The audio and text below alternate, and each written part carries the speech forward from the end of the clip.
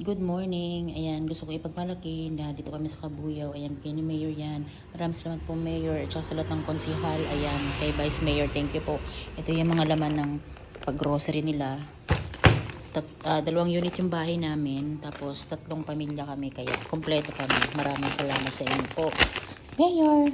Yung iba na una nang nag-vlog ng ganito. Huli-huli na kami kasi malaki yung barangay namin. Ito yung laman ng kanyang noche buena. Ayan, meron siyang spaghetti. Ayan, meron siyang nata de coco.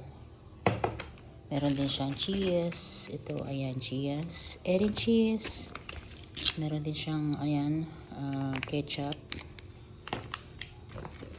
Meron din siyang